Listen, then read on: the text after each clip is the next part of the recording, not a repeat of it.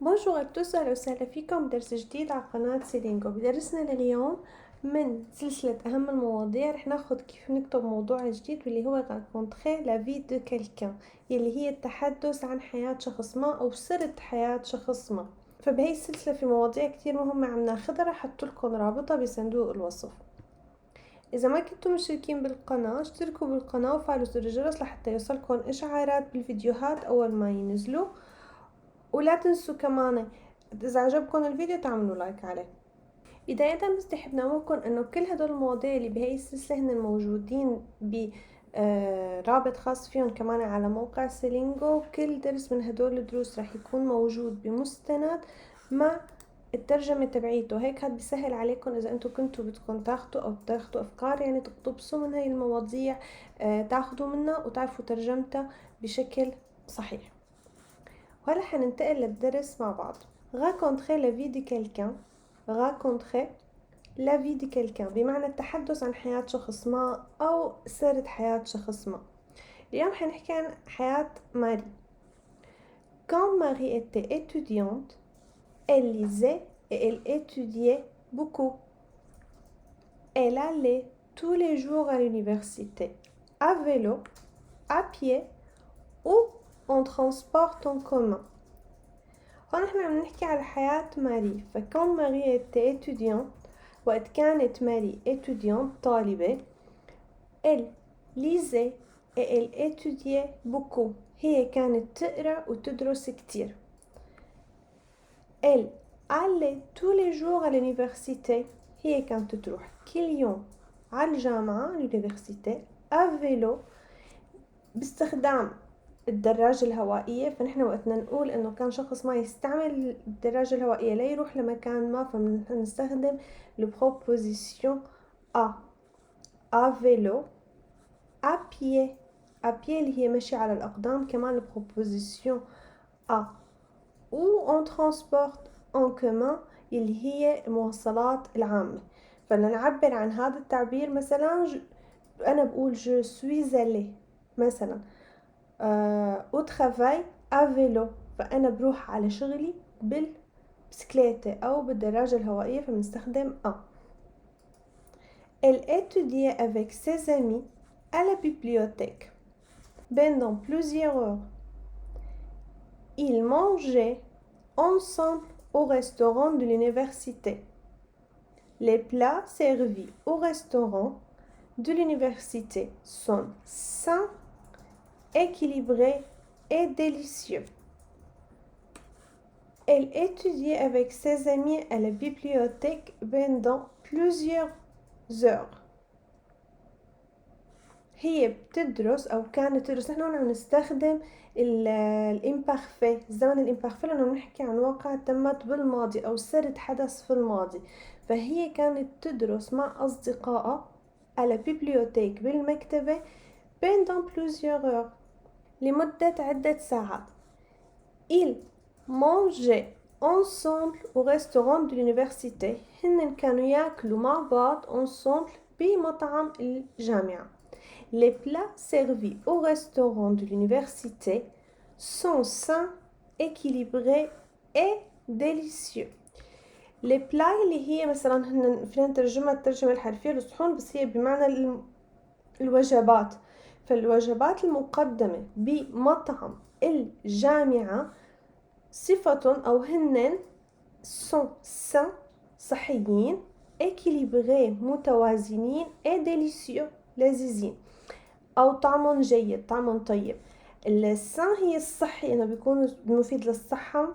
إكيليبري هي كتير بنستخدمها وقت يكون الأكل متوازن، يعني مثلا نسبة البروتين قد نسبة الخضار قد نسبة مثلا اللحوم.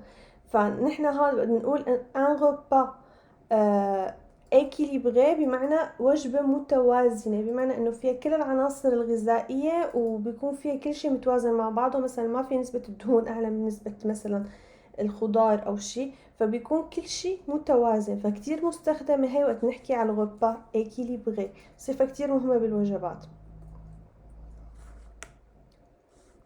Elle était très sérieuse et travailleuse, mais il aimait aussi sortir avec ses amis.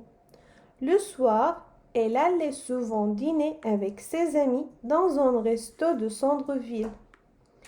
C'était une jeune femme très simple, ne pouvait pas et qui ne fumait pas.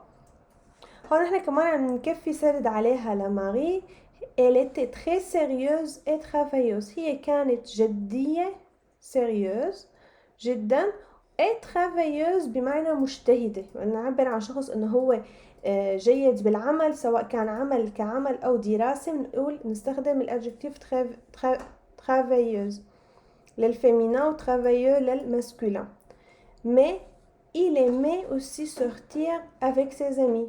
ولكن هي كانت بتحب كمان تخرج مع أصدقائها.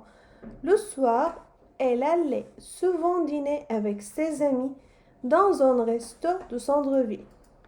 في المساء هي كانت تذهب غالبا لتتعشى dîner avec ses amis مع أصدقائها dans un resto في مطعم. الريستو هي فينا نقول مثل اختصار للريستورون، مش ما نضل نقول ريستورون نقول ريستو دو سنتر فيل في وسط المدينة أو بمعنى مركز المدينة. C'était une jeune femme très simple qui ne buvait pas et qui ne fumait pas.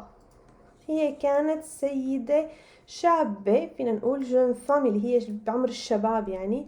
très simple كتير هلا très simple بمعنى بالترجمة الحرفية هي بمعنى بسيط جدا، بس هنا هون très simple بمعنى انه هي شخص لطيف غير معقد سهل التعامل معه. من هون بنعرف le très simple كصفة للأشخاص.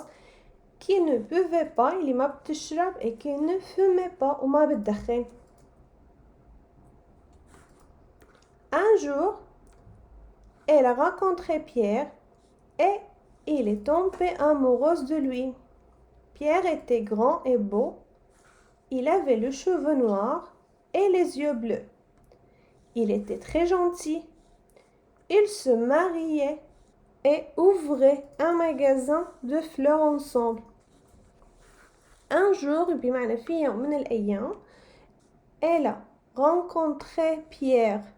تعرفت على Pierre et elle est tombée amoureuse de lui. ou tombée amoureuse بمعنى وقعت في حبه. tombée amoureuse de lui. وقعت في حبه. Pierre était grand et beau. Pierre كان طويل وجميل. Il avait les cheveux noirs et les yeux bleus. هو كان عنده أو له شعر أسود وعيون زرقاء.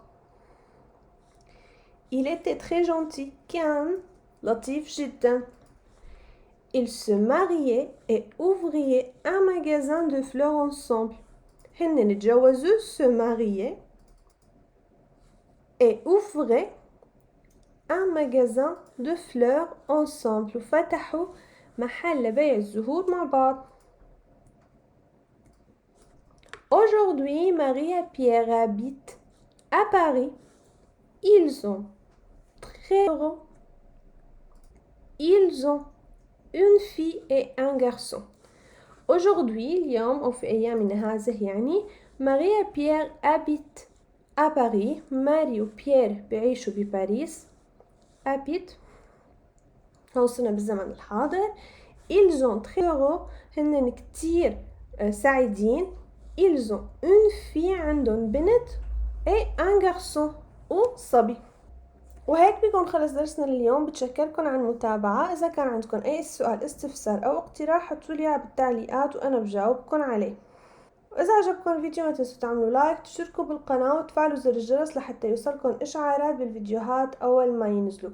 التكست اللي أخذناه اليوم كله موجود مع ترجمته برابط خاص فيه.